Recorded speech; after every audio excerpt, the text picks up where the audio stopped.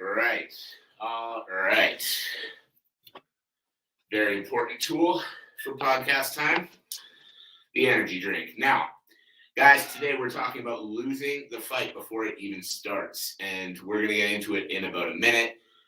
As you tune in, guys, make sure you drop a comment. Let me know that you're here. Let me know that you're listening. Let me know how training is going for you. Let me know if you've got any competitions coming up.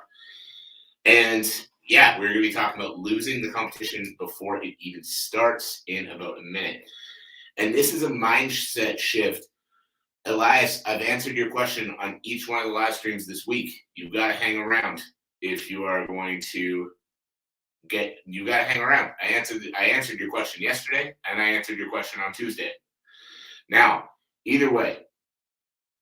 But guys, we're going to talk about losing the fight even before it starts, and this is a mindset shift. And the reason, what we're going to get into is focusing on what you can control instead of focusing on the external factors. Now, the reason this is so important is because, guys, what you can control is the only thing you can affect. And if you spend your time focusing on all the things that you can't control, all the things that you can't affect, then in turn, you're not setting yourself up for success. It's easy to have it in your head that you're doing the right things or anything like that by trying to outwork your opponent or trying to focus on, the perfect thing here or the perfect thing there. But the only thing you can control, the only thing that you can affect is what you can control. And this is what is going to really cause you issues when you come into competition. And so that is what we're going to get into on the podcast today. And we're going to get started right away. We're going to get started in 3, 2, 1. Welcome, everybody, to another episode of the Elite Development Podcast, the #1 show for athletes looking to gain an edge on their opponents and build their dream careers in sport. I'm your host, Kenny Dusseault, and today we are talking about losing the fight before it even starts. Now, what do I mean when I say that? When I say losing the fight before it even starts, what I'm talking about is the athletes that spend all their time focusing on things that they have no ability to control. And when I talk about that, what I mean is one of the phrases that comes to mind, because I hear this all the time, is talking about trying to outwork your opponent. Now, I know on the surface that sounds silly because that sounds like something you should be doing. If you want to win, you need to outwork them, right? And to a degree, yes, but remember what your actual goal for training is, and remember what your actual goal for the competition is. Your goal is to win. And how do you win? You don't win by putting in more hours. You win by getting better results from the hours you put in and having yourself able to show up on the night of the fight at your best. That's your best chance to win, period. Because you don't know what your opponent's doing. And even if you do know what your opponent's doing, putting in more hours does not equal better results. Doing more than they're doing does not equal getting a better result in them. So instead of focusing your time on what they're doing and focusing your time on trying to do more than what they're doing, you've got to focus your time on what you're doing and how you can improve it.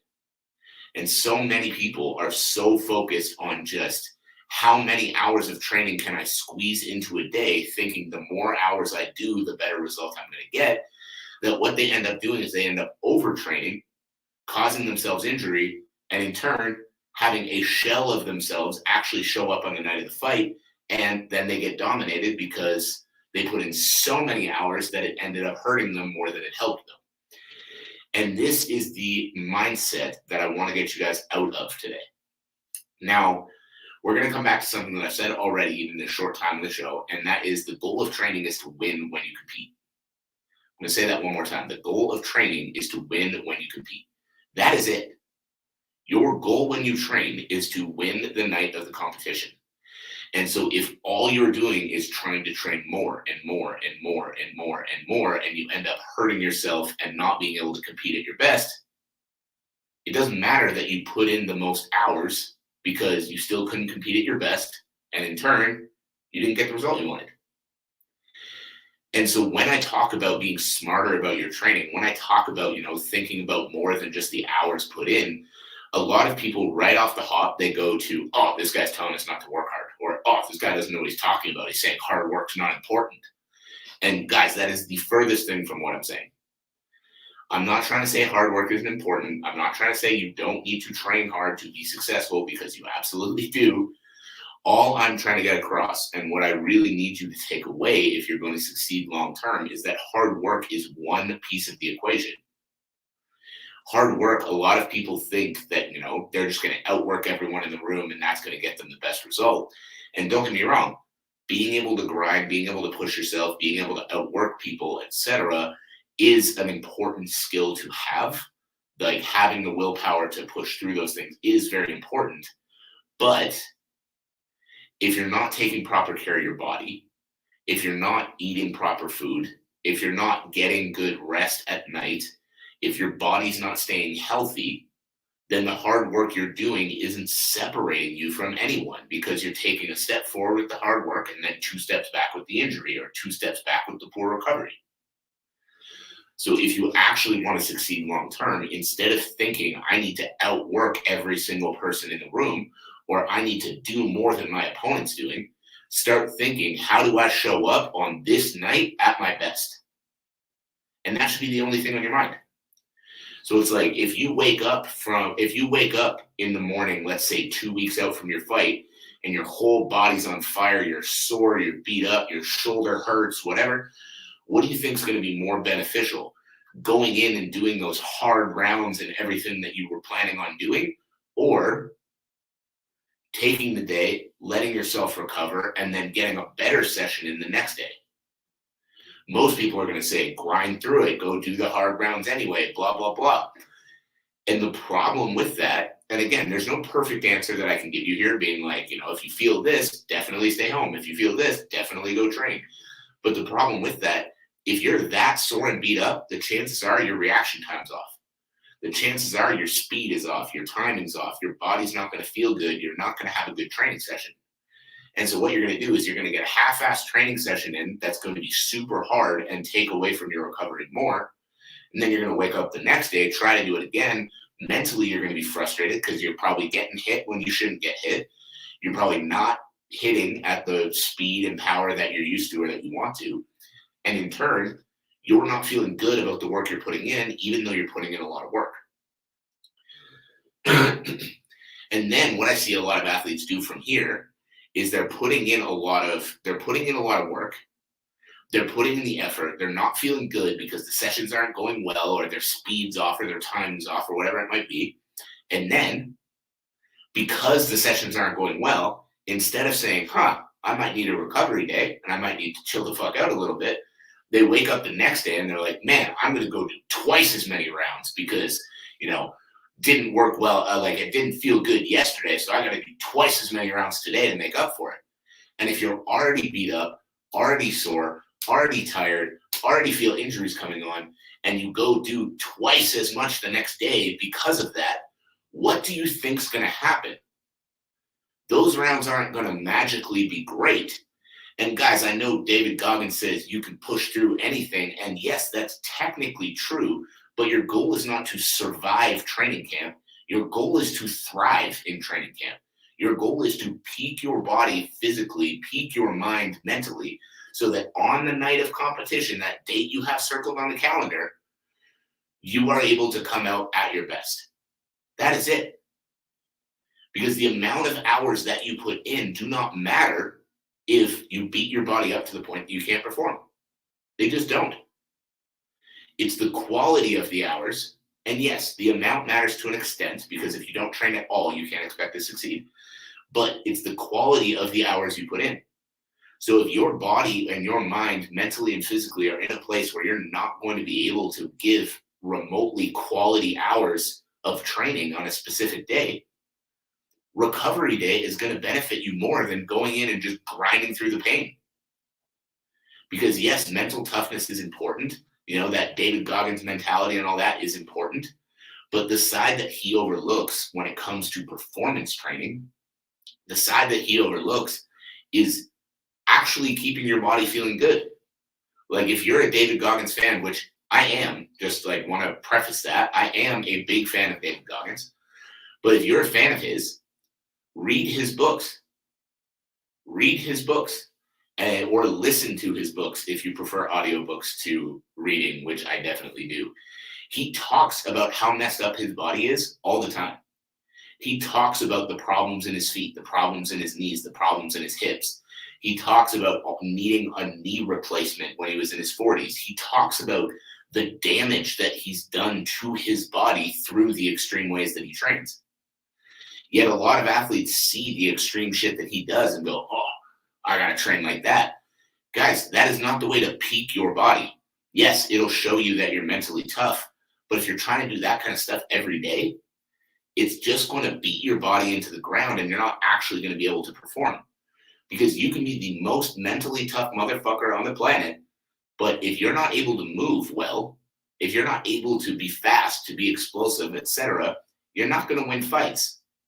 Because if you're slow and you don't have good movement, then you're probably going to get hit a lot. And if you get hit a lot, eventually you're probably going to sleep. So the mental toughness is important, but it is not nearly as important as, having a physically healthy body. And so having the two together is what's actually going to give you the magic when you come into competition. Now, getting back to the original point of the episode, because I went off on a little bit of a tangent there, we're talking about controlling what you can control. And guys, that's really the magic of it. When you're sitting at home and you're thinking about, oh, I need to do more hours because like my opponent's training more or blah, blah, blah. I want you to come back to this question, whatever that response might be. Like when you say, oh, I've got to go for an extra run because maybe my opponent went for a run today. You want to come back to this question. First of all, number one, what is that extra run going to do for you? Not, is that going to mean that I, did more hours than my opponent, but what is it going to do to benefit you? And if your answer is anything other than it is going to make me improve my performance in the sport, you shouldn't do it. Because your opponent might be doing more hours than you, but they might be doing the wrong shit and they might be hurting themselves more than they're helping themselves. Or they might be doing more hours than you, but even if they're doing the right shit, they might be doing too much of it and they might be beating their body down to the point that they're not going to be able to perform. Then what?